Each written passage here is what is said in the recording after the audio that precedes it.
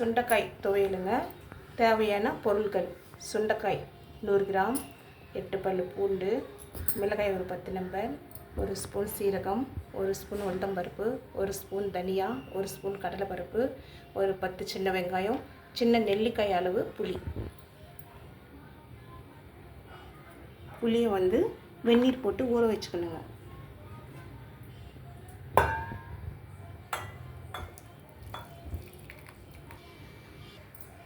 சுண்டைக்காயை இடித்து தண்ணியில் போட்டுக்கணுங்க.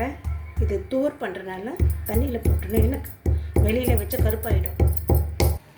பாருங்க, 2 வாட்டி அலசி போட்டுக்கோங்க, தண்ணியில் போட்டுக்கோங்க. லைட்டாக இருந்தால் போகிறோங்க, விதை ரொம்ப அதிகமாக வேண்டாம். இப்போ 2 வாட்டி அலசிட்டேங்க. இதை பாருங்கள், கொஞ்சம் விதை வெளியே வந்துடுச்சு, கொஞ்சம் விதை காயில் இருக்குது. நிறைய விதை இருந்துச்சுன்னா டேஸ்ட்டு நல்லா இருக்காது. இப்போ 1 ஸ்பூன் எண்ணெய் ஊற்றிக்கணுங்க. எண்ணெய் காஞ்சவுடன் கடலைப்பருப்பு,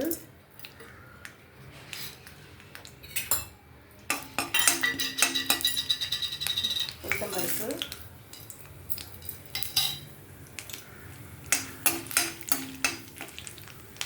தனியா, கொஞ்சம் வறுபட்ட பிறகு மிளகாய் சேர்த்துக்கலாம்.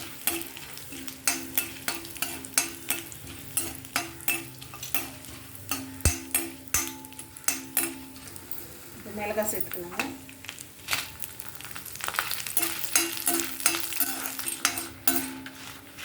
வறுபட்டுடுச்சுங்க. இப்போ தட்டுக்கு மாற்றிக்கலாம்.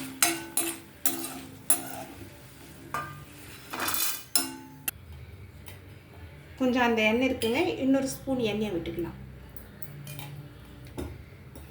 இப்போ எண்ணெய் காய்ச்சுங்க. பூண்டு, சின்ன வெங்காயம் சேர்த்து கொஞ்சம் வதங்கின பிறகு சுண்டைக்காய் சேர்த்துக்கலாம். கொஞ்சம் வதங்கிடுச்சுங்க. வதங்கின பிறகு சுண்டைக்காய் சேர்த்துக்கலாம்.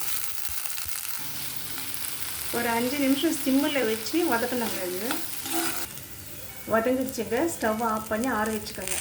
கீழே போட்டுக்கலாங்க. மிளகாய்,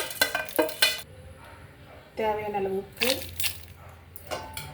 நம்ம வெந்நீரில் ஊற வச்சுருக்கிற புளி கொஞ்சமாக போடுங்க. சின்ன நெல்லிக்காய் அவ்வளோ சைஸ் போடும் புளி. இப்போ சுண்டைக்காய் சேர்த்து சீரகம் பச்சையாக சேர்த்தா நல்லாயிருக்கும், மணமாக இருக்கும். அரைச்சிக்கணுங்க பல்ஸில் வச்சு. சுடு தண்ணி, ஆறின தண்ணிங்க, புளி ஊற வச்சு தண்ணி கொஞ்சமாக சேர்த்துக்கலாம். இதாங்க, இது போல் கோர்ஸாக அரைச்சிக்கணுங்க. நைஸாக அரைச்சா டேஸ்ட் இருக்காது எந்த துவையலுமே.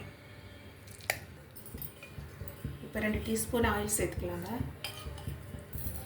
இப்போ எண்ணெய் சூடான பிறகு 1/4 டீஸ்பூன் கடுகு,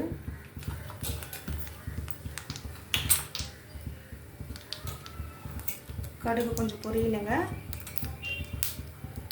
கடுகு பொரிஞ்ச பிறகு 1/4 டீஸ்பூன் சீரகம், உளுத்தம்பருப்பு, கடலைப்பருப்பு 1/4 டீஸ்பூன், 2 காஞ்ச மிளகாய், 1 காஞ்ச மிளகாய் 2 கிள்ளி போட்டுருக்கேன். கருவேப்பிலை கொஞ்சம்,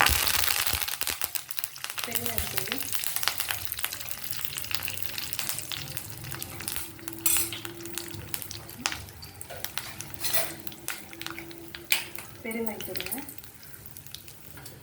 இந்த எண்ணெயில சேர்த்துட்டு வதக்கிட்டு ஸ்டவ் ஆஃப் பண்ணிடுங்க. 1 நிமிஷம் வதக்கினா போதும்.